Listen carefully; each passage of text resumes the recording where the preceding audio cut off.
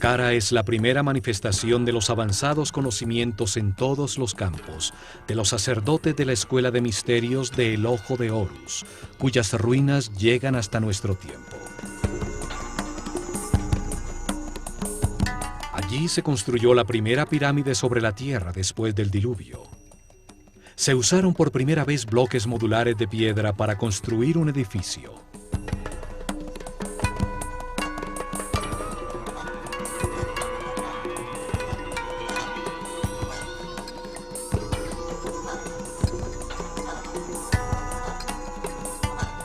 Se tallaron hieroglifos en los muros con los primeros textos religiosos de la historia.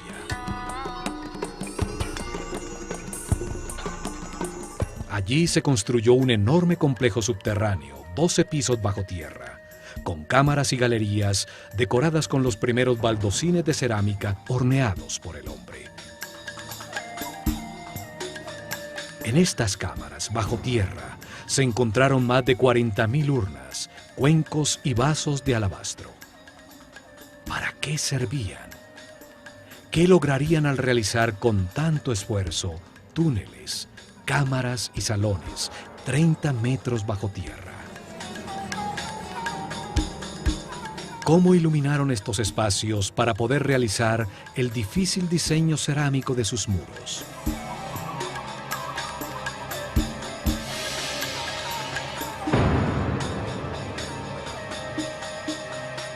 ¿Por qué las construcciones a ras de tierra son volúmenes macizos de piedra sin ninguna utilidad aparente? ¿Qué ganaba una sociedad de unos 4 millones de personas al cortar y mover más de 1 millón de toneladas de piedra para producir un complejo escenográfico que asombra por su refinada arquitectura?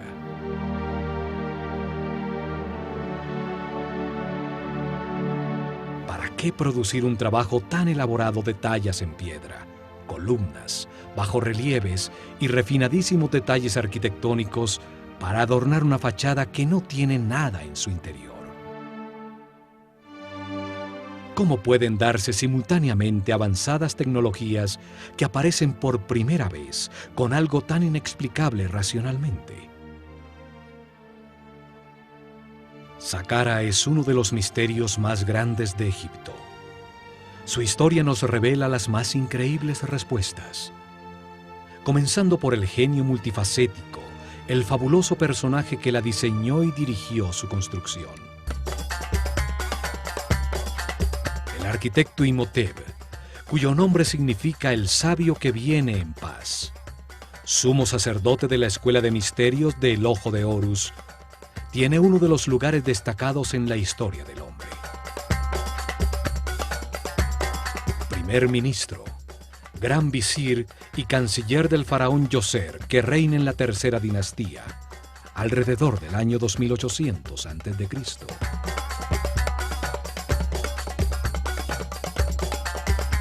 Imhotep nace un 31 de mayo, hijo del arquitecto Kanofer y de su mujer Creduonk. Unas pocas estatuillas lo muestran como un ser sencillo, vestido con la sobriedad de un monje. Padre de la arquitectura, pasa de la madera y el barro cocido a los bloques modulares de piedra. Diseña las primeras columnas talladas con flores de loto en el capitel, los más refinados detalles arquitectónicos. La armonía de Saqqara resalta su maestría.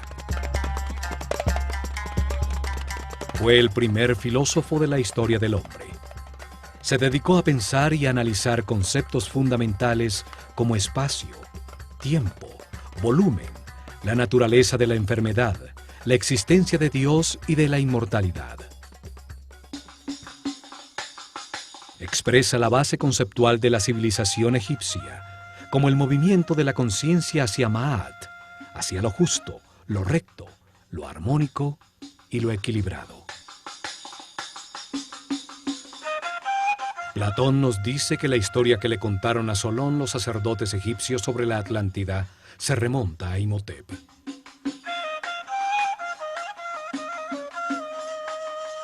Astrólogo y astrónomo, realizó el primer registro sistemático de la bóveda celeste. Deja los primeros mapas de las constelaciones. Demuestra su conocimiento de la precesión de los equinoccios al usar los cambios de era para determinar las etapas de revelación en el desarrollo espiritual de la civilización egipcia. Pero fueron las grandes dotes de Imhotep como médico las que lo convirtieron en un semidios. Solo 50 años después de su muerte, el faraón Miquerinos le dedicó un templo que fue sitio de peregrinación y curaciones milagrosas. Los griegos que estudiaron en Egipto y que le cambiaron el nombre a todo el mundo, lo llamaron Asclepios o Esculapio, para marcar sus logros como médico. También lo llamaron Hermes Trismegistus, el 3 veces grande, por sus dotes como filósofo y físico que reveló las bases de cómo funciona el universo. Imhotep fue el primero en recopilar información sobre cómo diagnosticar y curar muchas enfermedades. El caduceo, que hoy es el símbolo de la sociedad médica, era la vara de poder de Imhotep. Con ella medía la cantidad de energía vital que un ser humano ha aprendido a procesar en su interior. Así sabía cuál de los centros neurales o chakras utiliza para captar y procesar su energía vital y en dónde tiene imbalances celulares electromagnéticos. Curaba elevando la frecuencia vibratoria del aura o campo electromagnético personal. Esto restablecía el balance de los chakras, permitiendo que volvieran a suministrar la energía vital necesaria a los órganos afectados, la causa real de las enfermedades. El caduceo tiene 2 serpientes que se cruzan sobre los 7 chakras.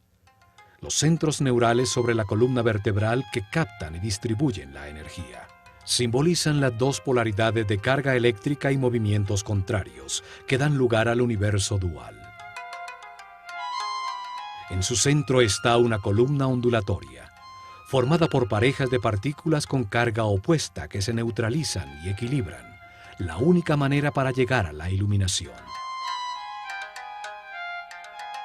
Representa al Kundalini, la fuerza vital que sube a través de la columna vertebral. Al desaparecer ese conocimiento, su forma se conserva como el símbolo para curar. Experimentos utilizando su forma como una bobina eléctrica han encontrado que tiene unas misteriosas características.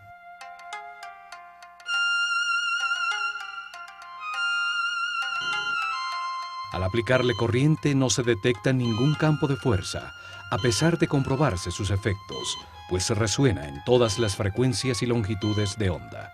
Se pudo utilizar como emisor y receptor de señales radioeléctricas al alinear sus ejes de hierro, como si emitiera señales de láser. El papiro médico Ebers muestra la manera como Imhotep mezclaba la magia con la medicina. Sus fórmulas y remedios para sanar están llenos de rezos y encantamientos, pues consideraba que la medicina no curaría si no se le había dado poder con la energía de la palabra. Sus escritos y enseñanzas pasaron secretamente de generación en generación durante milenios. Son la base de los conocimientos gnósticos, templarios, illuminatis, rosacruces y masones. Los griegos los llamaron los principios herméticos. Imhotep los dejó para la posteridad en varios papiros y tabletas. Uno de ellos, el Kybalión, habla de los 7 principios fundamentales del universo. Allí afirma que el universo existe en la mente de Dios, que cada hombre es uno de sus pensamientos, con la capacidad de pensar a su vez, que la realidad es un gran sistema, donde todo tiene conciencia y está interconectado. Imhotep fue un maestro del conocimiento. Enseñó la escritura hieroglífica y a tallarla en losas de piedra, produciendo los primeros textos religiosos de la historia. Por esto es asociado con Tot, el néter o principio divino, simbolizado por una figura humana con cabeza de ibis que representa al verbo divino, al creador de la palabra.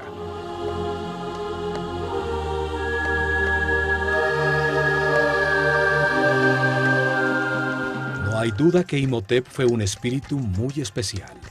El paso del tiempo lo convierte en un mito, asociado a la divinidad con distintos nombres.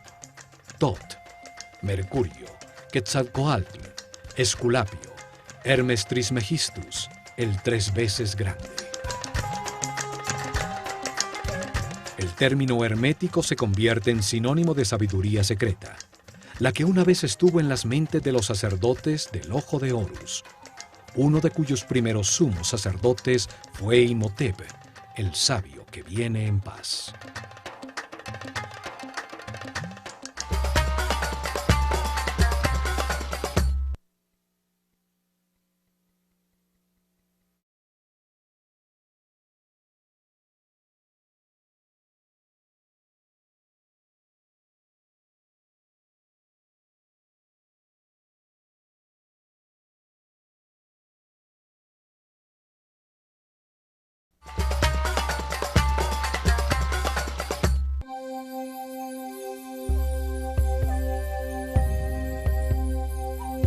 Fue Imhotep el que decidió dónde se construiría Saqqara para sus misteriosos propósitos. Situada en el área comprendida entre los 31 y 32 grados longitud este y los 29 y 30 grados latitud norte, la única área en Egipto donde construirían pirámides durante los siguientes 400 años.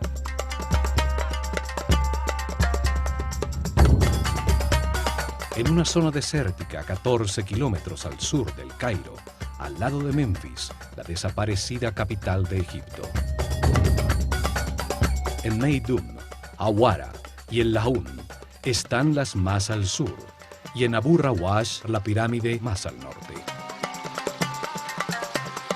Sobre una plataforma de piedra que va hasta Giza, 50 metros por encima del nivel del río, hecho que garantizaba que el nivel freático de la zona no inundaría los trabajos subterráneos que tenía planeados. En una zona donde existen otras 8 pirámides menores, construidas en las dinastías 4, 5 y 6. Exactamente sobre uno de los nodos principales de la malla electromagnética del planeta, donde mejor se puede utilizar la fuerza de su energía telúrica para hacer vibrar una gran masa de piedra. En esta área ocurren los efectos electromagnéticos naturales más poderosos del planeta. Allí está localizado uno de sus chakras. Por allí pasa la corriente telúrica, la carga tierra negativa que lleva su energía vital. Un sitio mayor de confluencia de las llamadas Lee Lines, perfecto para que un gran volumen de piedra, con alto contenido de cristales de cuarzo, al vibrar produzca energía estática negativa por la fricción de sus moléculas.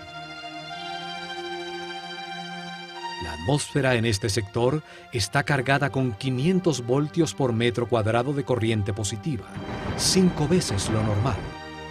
Es un punto de poder en el planeta que aumenta los efectos energéticos de la pirámide que Imhotep construyó.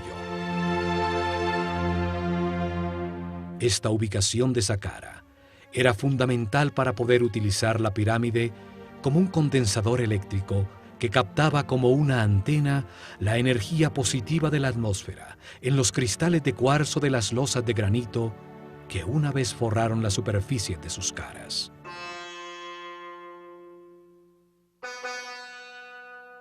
Saqqara significa el que abre y guía el camino.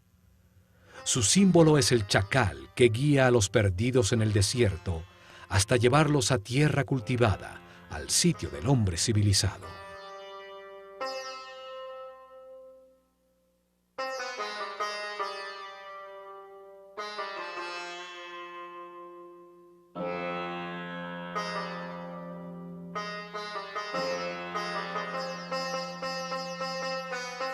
A lo lejos, lo primero que debía verse era la blanca pirámide, recortada sobre el larguísimo muro, el primero realizado por el hombre en bloques de granito cortado, con sofisticados bajorrelieves y dinteles.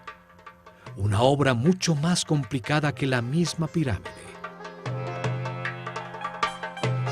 130.000 toneladas de granito de Tura formaban un alto y especial muro de piedra. Rodeaba las 15 hectáreas del complejo, protegiéndolo del caos exterior, dándole una forma rectangular, ajustada exactamente en dirección cardinal norte-sur, paralelo al curso del Nilo.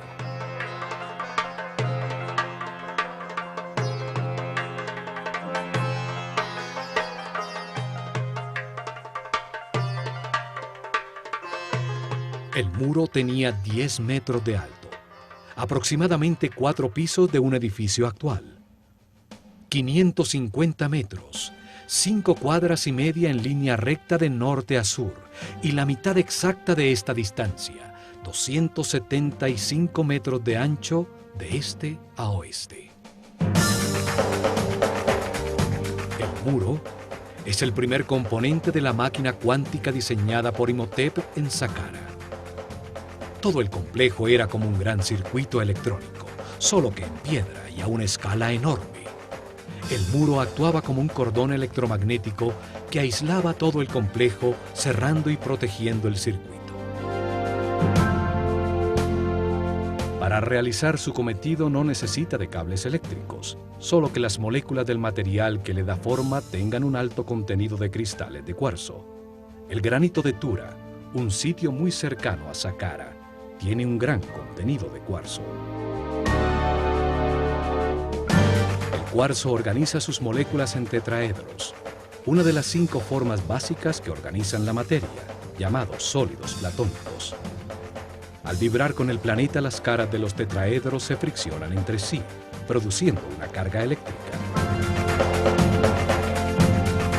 Los 85.000 metros cúbicos del muro de granito contenían una enorme cantidad de cristales de cuarzo que generaban un poderoso campo de fuerza, una onda radioeléctrica constante.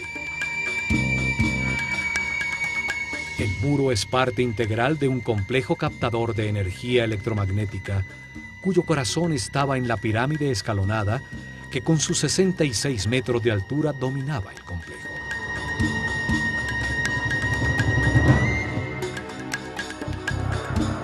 La forma del muro es sorprendente. Entraba y salía para producir bastiones y pórticos a intervalos regulares. Bajorrelieves verticales enmarcaban los pórticos que embellecían y regularizaban el conjunto, produciendo una sensación de armonía con un estilo arquitectónico casi ultramoderno.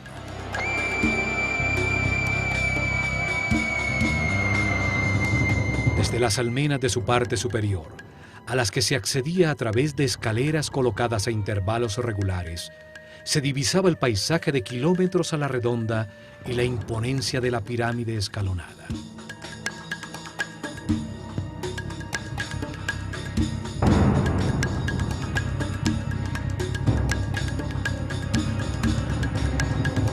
No solo es la primera construcción monumental en piedra tallada del hombre, sino que además tiene una serie de detalles arquitectónicos que indican una maestría y un conocimiento que nunca fueron superados en todo el desarrollo posterior de su civilización.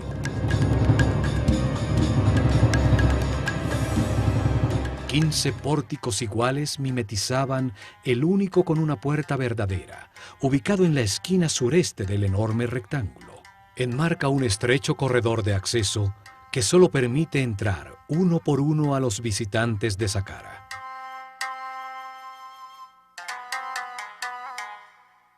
El camino de perfeccionamiento espiritual es individual e intransferible. Nadie puede evolucionar por otro. Por esto a Saqqara se entraba de uno en uno.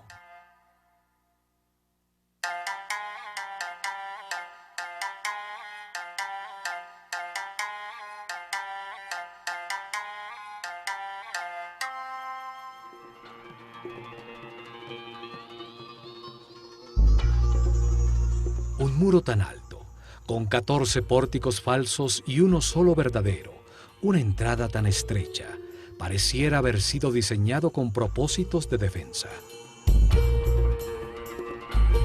Sin embargo, Saqqara nunca tuvo una puerta en su única entrada. La tecnología aplicada restringía el acceso a los seres con mentes primarias, con un aura o campo eléctrico personal cargado negativamente. Desde el largo corredor bajo el muro y a lo largo de toda la galería de las 48 columnas, existía un poderoso campo de fuerza que amplificaba los sentimientos del visitante. Si había odio, miedo o inseguridad en sus corazones, su propia angustia amplificada les impedía el acceso.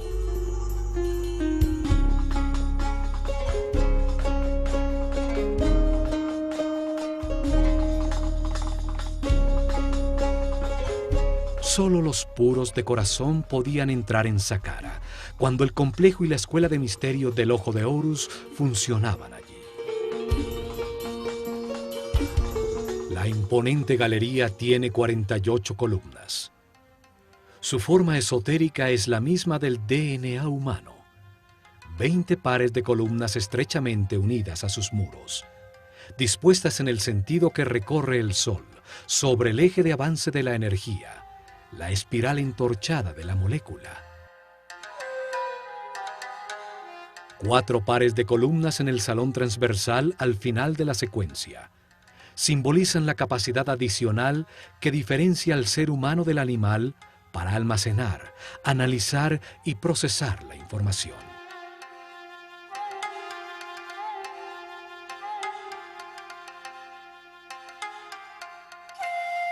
Las columnas totalmente moduladas y con 7 metros de altura estaban dispuestas con una serie de principios arquitectónicos que se repitieron miles de años después en Grecia, en el Partenón.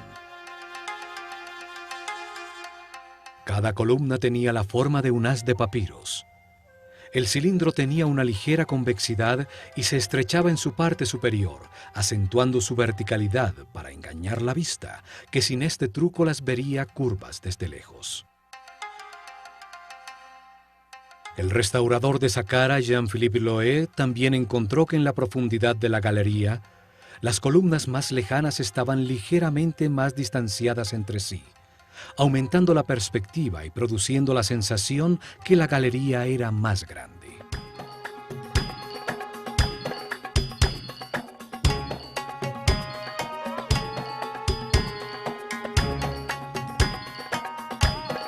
Al atravesar la galería se llega al salón transversal de las 8 columnas, unidas entre sí por módulos de piedra que enmarcan la salida al gran patio de las serpientes, en cuyo lado norte brillaba espléndida la pirámide escalonada.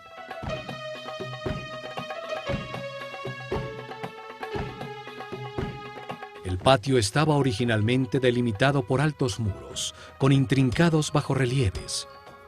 Formaban nichos con la forma que simboliza a una puerta y que posteriormente aparecería en uno de los muros de todas las tumbas egipcias.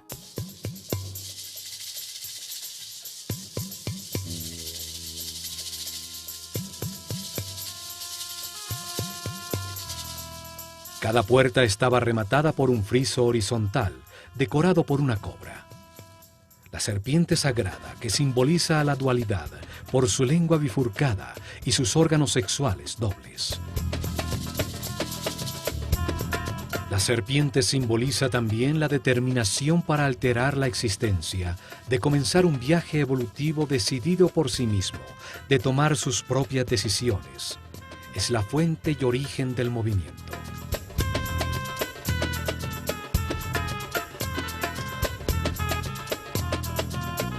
En este patio se realizaron muchas ceremonias, la mayoría con discípulos de la escuela. Pero una vez al año, el faraón llegaba a este escenario para ser coronado nuevamente por el sumo sacerdote del Ojo de Horus, con la corona blanca y roja que simbolizaba su poder sobre todo Egipto. También al cumplir 30 años de su reinado, se realizaba una ceremonia de renovación llamada el Heb-Sed. En ella, el faraón corría ataviado solamente con las insignias de su poder alrededor del patio de las serpientes, para rejuvenecerse conceptualmente y demostrar su fortaleza para gobernar el plano físico. El muro sur del patio formaba la fachada de la llamada tumba sur, una capilla falsa, hecha de piedra maciza con techo abovedado, cuya verdadera función era disimular uno de los dos accesos al complejo subterráneo. La capilla tiene un pequeño espacio en su interior, a donde llegaba un pozo vertical que permitía acceder al sistema subterráneo, lejos del acceso que llega a la pirámide. Esta profunda excavación descubre la escalera original de acceso al complejo subterráneo. Los dos pozos verticales de acceso, el de la pirámide y el de la capilla sur, fueron encontrados sellados con tapones circulares de granito que pesaban más de 10 toneladas. La capilla en la superficie era solo una fachada falsa para este acceso. La verdadera vida de Saqqara estaba bajo tierra. Desde este acceso en la tumba sur, se llega a cámaras y galerías subterráneas, y sale un túnel que termina exactamente bajo la galería hipóstile de acceso.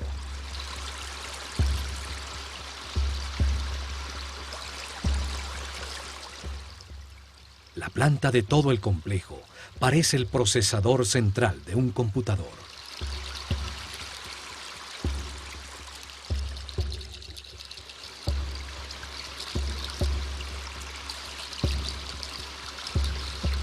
Saqqara fue el primer experimento con la forma piramidal para aplicar y perfeccionar una tecnología cuántica, cuyo objetivo era acelerar el perfeccionamiento espiritual de los discípulos de la Escuela de Misterios del Ojo de Horus.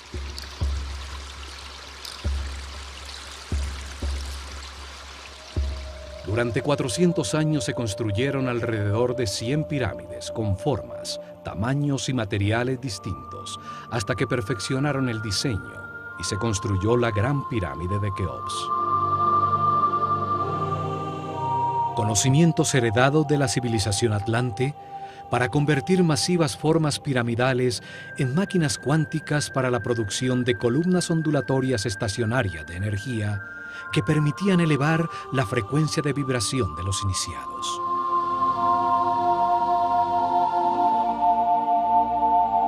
Esto aumentaba la energía vital, amplificaba el poder mental y despertaba nuevos sentidos como la telepatía y la sensibilidad para percibir el aura de las otras personas. Permitía a la conciencia situarse sobre el tiempo y ver la cadena de reencarnaciones vividas.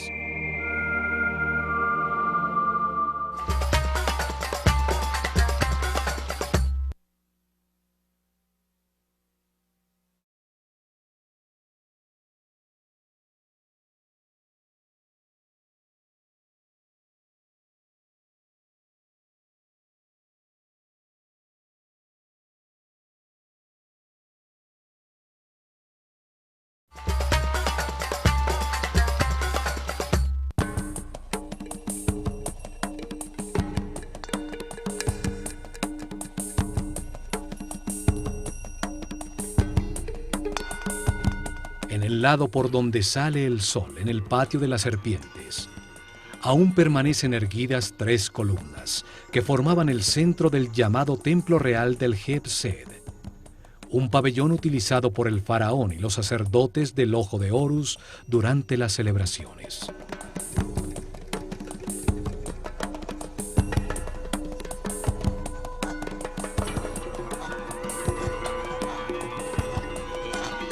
Desde este pabellón, siguiendo un muro curvo, se llega al patio rectangular del Heb-Sed, paralelo al patio central del complejo.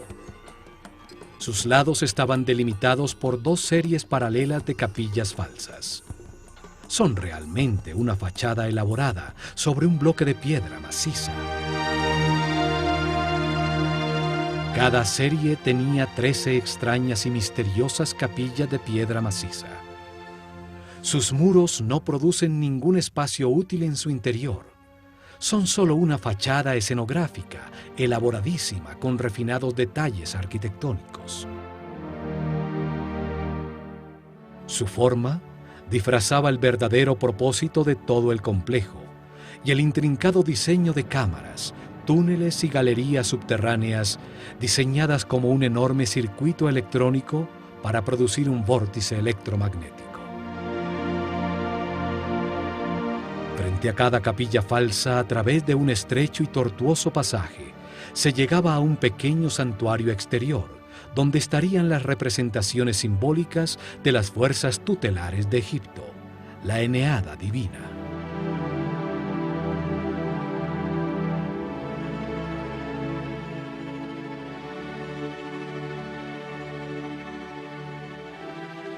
Los muros exteriores estaban profusamente decorados con altos y bajos relieves de puertas y ventanas falsas, cercas falsas de madera, series de jets, columnas tipo flauta, en fin, una escenografía completa tallada en piedra.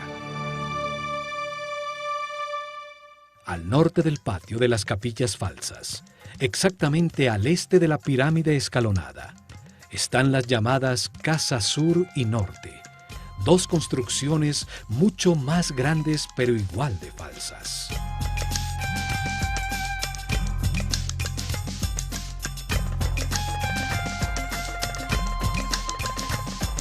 La fachada de la Casa Sur tiene columnas cilíndricas con capiteles con forma de flor de loto, símbolo del Alto Egipto. Un estrecho corredor tiene en una de sus paredes el grafiti más antiguo del mundo, hierático, con comentarios que hacen referencia al faraón Djoser de visitantes durante la dinastía XVIII. La fachada de la Casa Norte tiene columnas con papiros, el símbolo del Bajo Egipto, el delta al norte del país. Aquí, durante la ceremonia del Hebsed, el rey recibía la corona roja que simboliza su autoridad sobre ese territorio.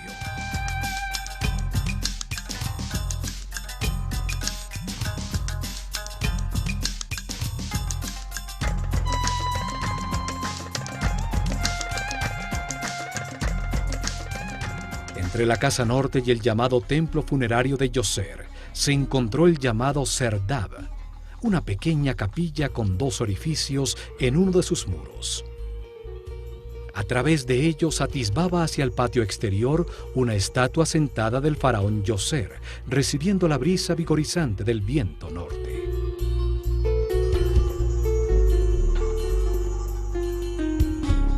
La figura con el imponente Nemes en la cabeza, cuyos ojos incrustados de cristal se perdieron, es la primera imagen tridimensional de tamaño natural de un monarca egipcio que ha llegado hasta nuestros días.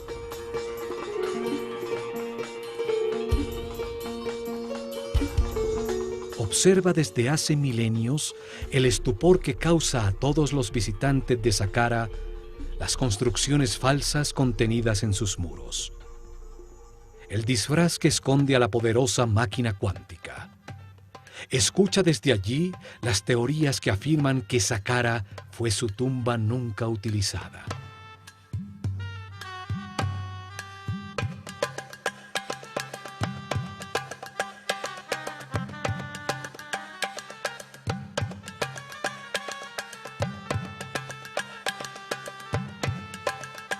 A su lado se encuentran las ruinas del templo adosado a la pirámide, con su único acceso hacia el este, que a través de intrincados laberintos de estrechísimos corredores conducía a dos patios abiertos, uno de los cuales escondía la puerta a la verdadera Saqqara en las profundidades de la tierra.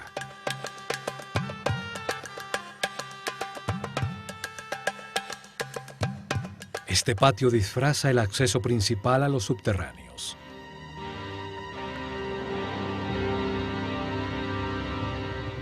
Este esquema de un templo adosado se repite en las pirámides que se construyeron en los siguientes años.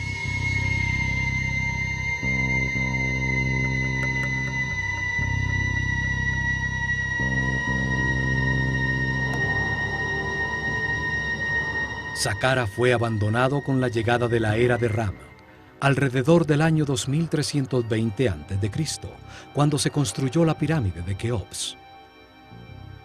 El conocimiento sobre los accesos a las cámaras y galerías subterráneas se perdió en el tiempo. La piedra de sus muros fue utilizada como material de construcción.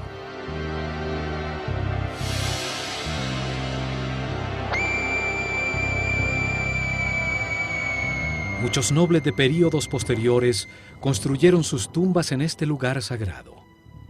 Hoy se cree que fue un cementerio y que el complejo original es la tumba del faraón Djoser. En la dinastía XXVI, en la decadencia de la civilización egipcia, ya nadie sabía que el templo adosado escondía la entrada a su cámara principal. Por orden del faraón cavaron un largo túnel desde la cara sur bajo la pirámide, creyendo que allí estaba la entrada.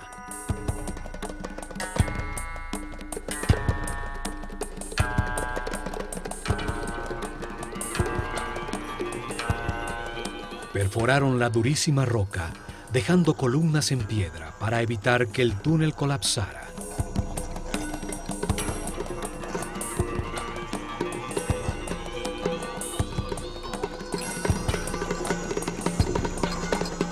Hasta que llegaron a la cámara central, un espacio vacío de 12 pisos de profundidad. Un pozo vertical con la forma de un obelisco virtual en el corazón de la pirámide.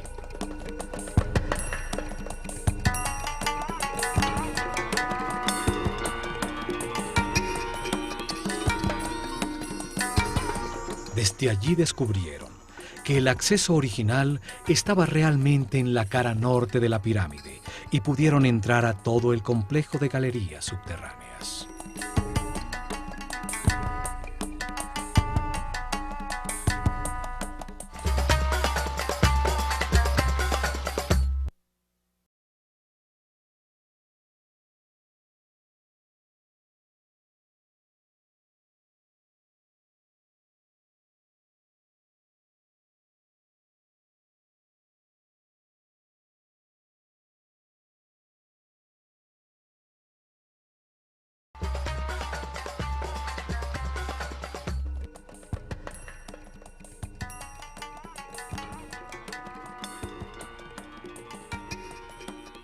La construcción de Saqqara se realizó en 3 etapas, planeadas desde el comienzo por Imhotep. Las etapas permitían que el complejo fuera creciendo y que la pirámide se expandiera como el cuerpo de un ser humano. La primera etapa comienza con la construcción de la columna vertebral del complejo. La excavación del pozo vertical de la pirámide que baja hasta una profundidad de 30 metros, 12 pisos de profundidad, que equivalen al 50% de la altura total de la pirámide terminada.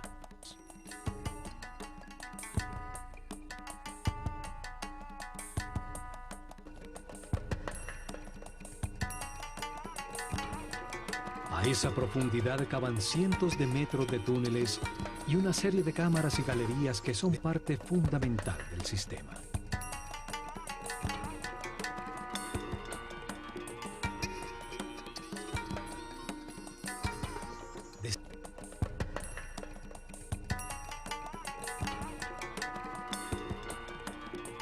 En la segunda etapa, construyeron sobre el complejo subterráneo una pequeña pirámide escalonada. Su volumen y peso era un 50% exacto de la pirámide proyectada. Empleaba solo la mitad de los recursos y del esfuerzo total. Además, se lograba utilizar temporalmente la instalación en su propia construcción. La carga eléctrica generada por la pirámide pequeña era utilizada para producir avenidas electromagnéticas que facilitaban el desplazamiento de todo el material necesario para construir totalmente el complejo.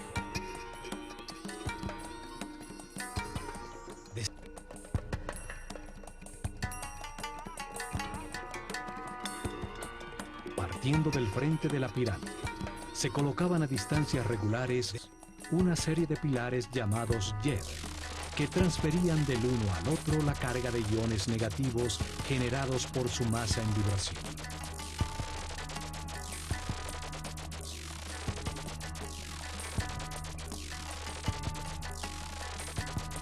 Cada pilar tenía 2 bobinas verticalmente dispuestas de alambre de oro enrollado sobre madera. la primaria en la parte inferior, la secundaria en la parte superior. El pilar era colocado sobre una cavidad llena de fibra mojada en agua salada, que producía un excelente contacto tierra. Se requería que un sacerdote de alto nivel de conciencia y vibración controlara con la energía taquiónica de su mente la transferencia del flujo de iones al primer pilar frente a la pirámide. Desde allí la carga eléctrica fluía de manera regular de pilar en pilar, generando una avenida electromagnética, hasta llegar a Tura, a corta distancia de Saqqara, frente al Nilo. En el rango de poder de la pequeña pirámide, donde se encontraban las canteras de granito de cuarzo. Las losas cortadas de granito eran colocadas frente al último hielo, donde eran golpeadas por la vara del sacerdote, induciéndoles a sus moléculas de cuarzo la misma carga negativa de la avenida. Las dos cargas iguales se repelen y el bloque levitaba. Es el mismo principio utilizado hoy por el tren bala en Japón, que flota sobre un poderoso campo electromagnético en los rieles, de igual polaridad a la del tren.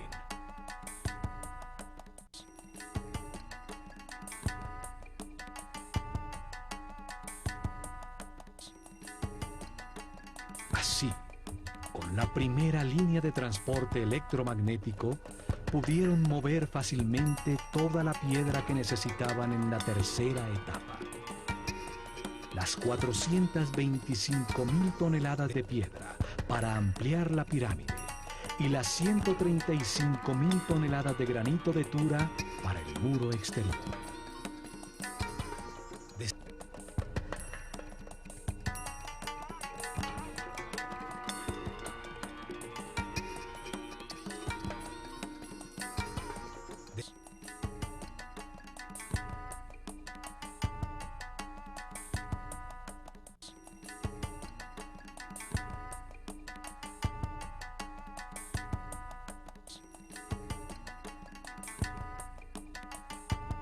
Las etapas permitían utilizar parcialmente la potencia generada y aumentarla en un 50% cuando la pirámide grande estuviera construida.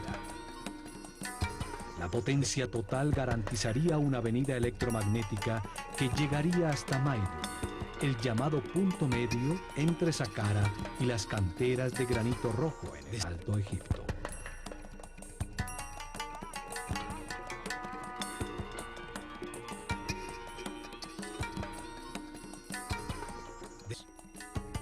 Tecnología y conocimientos heredados de los atlantes, basados en principios de mecánica cuántica que nuestros científicos apenas comienzan a entender.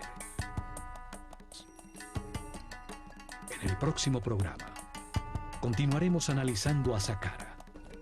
Veremos la disposición y sentido de todo el complejo subterráneo, construido para dar forma a una poderosa máquina cuántica que aceleró la evolución de los iniciados. Al examinar este camino, que llamaremos el camino cuántico hacia la luz de la conciencia, veremos que este proceso evolutivo ha sido enseñado por distintos maestros superiores. Uno de ellos fue el Maestro Jesús.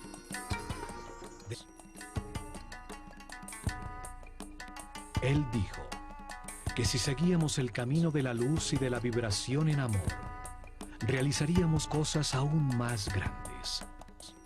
Se refería a la utilización de las partículas subatómicas de la luz, la energía taquiónica, la fuerza creativa que dio forma a este universo.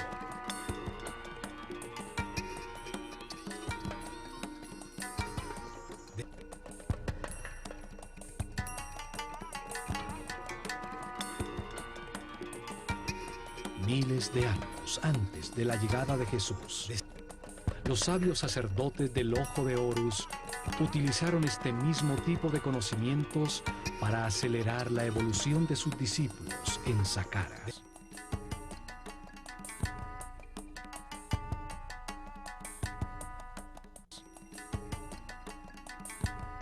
Construyeron masivas formas piramidales, Máquinas cuánticas para la producción de columnas ondulatorias de energía que utilizaron para elevar la frecuencia de vibración de los iniciados. Dieron forma a un centro de comunicación con las dimensiones superiores que permitió a los discípulos más avanzados verificar el camino de la luz, recibir información de seres más evolucionados, de maestros superiores.